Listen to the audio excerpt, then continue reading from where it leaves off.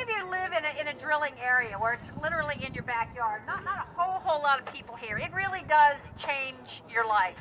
And it's, you know, go, if you have a favorite place in the Shannon State Forest or the Allegheny State Forest, go visit the Loyalsock State Forest. Go visit some of these places. It's amazing to me. I live just really at the foot of a big hill down the mountain from state forest land. My property is a mile long. I have 5,280 feet along the Loyalsock Creek, which has an EV, Exceptional Value designation.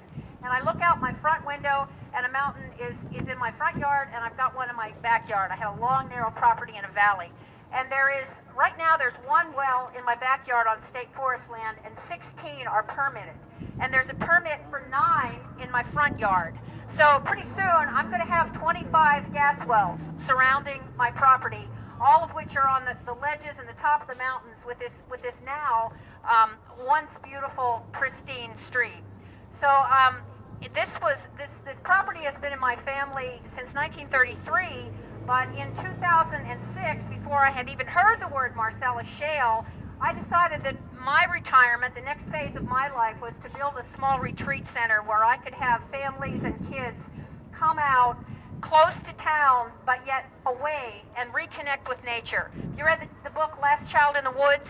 Yeah. I have a master's degree in special education that I got a long time ago, and we have a disconnected society. Autism and kids on the autism spectrum and attention deficit disorder diagnoses have increased 600% in the last 20 years. I'm not blaming this all on the disconnection from nature. A lot of it, I think, is endocrine disruptors and neurotoxic chemicals in the environment. The chemicals used in the fracking fluids are not new chemicals. They're proprietary blends of things that we are already exposed to through multiple channels of exposure. These chemicals can be absorbed through the skin, they can be taken in through the respiratory system, and they can be taken in through the water. Somebody was talking about the cows. They can be in your food as these particulate matters fall out onto agricultural land, onto crops that you're going to eat, onto crops that animals are going to eat, and then you're going to eat the flesh of those animals. So we are going to be exposed to massive amounts of these toxic chemicals.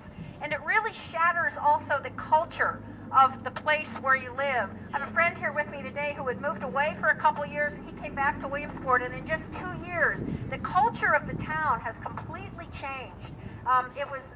Williamsport, of course, is the home of the Little League World Series, and one of the announcers this summer during the game said, "Boy, this is not the Williamsport we used to know." And it really isn't. And there's this deep dividing line. This kind of money can really divide families. And I don't fault people. I don't fault farmers or rural residents who are struggling to put food on the table, struggling to put shoes on their kids. The landman knocks on your door and flashes the cash in your face, and you don't know the whole story, and it's really hard to say no. I had an interesting experience when the landman came to my house, because I knew what was going on, but I played dumb. I strung him along for about 4 visits until he finally got wise to me and realized I wasn't going to sign a lease. But they come into your home and they just act like they're your best friend, your long-lost cousin. How you doing, Barb? You know, I've come to share a unique opportunity with you. And the landman sat on my couch and looked at me right in the eye with this real sincere look, and he said, "What are you going to do with your $60,000? And that's just really how they act. And I own a business in Williamsport. I own a natural products store. I have 20 employees. And I have one employee whose values are different than mine. We don't interview people on value systems, and he does a good job, but there's different things that are important to him. And this was a young man who worked in my stock room, and his family owned some land up near Trout Run, and they leased it to the gas company, and they went from being a middle-class American family to millionaires in one day. And it is really interesting to see what that kind of value does in this consumer-driven culture. So now we have a family of 3 that used to live in a nice little modest middle-class home who now lives in a McMansion with 9 flat-screen televisions. So that's what we're driving. That's sadly what some of this money is driving. And you see these people driving around town in their brand new pickups, and yeah, you know, this is economy, but it is also, we are caught here, folks, in a clash and a deeply, deeply divided value system. what is important in life? Is it important to have a place in the woods where you can take your children and your grandchildren and a fishing pole or a camera and to reconnect with nature? Or is it important to have 9 flat screen TVs in your 5,000 square foot house? We've got a value system that has been turned upside down, and this industry is feeding that kind of poor value system. And until we change the culture and the thinking of this country, we're not going to stop this thing.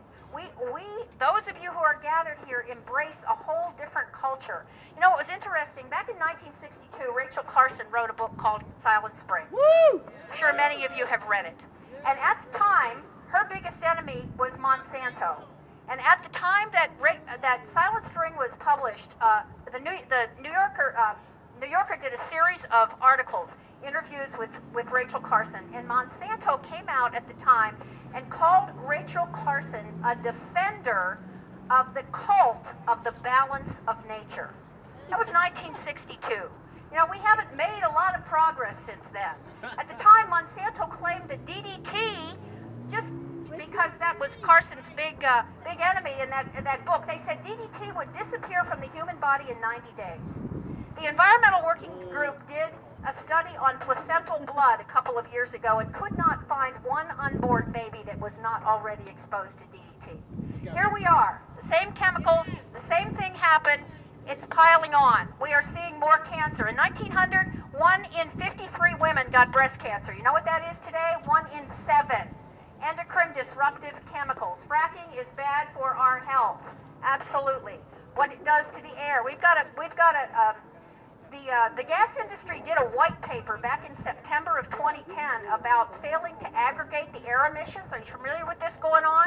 DEP has a new ruling that says they're not going to aggregate, they're not going to look at the combined total of air emissions from compressor stations. We are going to have hundreds of these things. That's like saying, I'm going on a diet and I'm going to eat an entire bag of Oreo cookies, but I'm only going to count them one at a time. That's what they're doing. So they are saying we are not going to count the air emissions, we are not going to aggregate or lump together the air emissions unless the compressor stations are, 1, owned by the same gas company, 2, within a quarter of a mile of each other. So they're going to regulate and permit all of these hundreds of compressor stations individually and never look at the sum total of the air pollutants that are going to be emitted by these things. And air pollution, we talk a lot about the water. The air pollution is perhaps an even bigger issue. And you may have passed a ban, and good for you, of fracking in State College, but you still have to breathe. And this air coming through here is not going to be what it used to be. Asthma in Texas, in children in drilling areas, pre-drilling, 7% of the children in Texas had asthma. In the drilling areas, it's now 25%. And you're talking a very flat, windy state. So our terrain, our inversion factor is a whole lot worse than that. So don't stop fighting. Keep talking. Spread the conversation. This thing is enormous, and it's pervasive, and it's in all areas of our culture, and it must change. Peter, thanks for doing all this. Amen.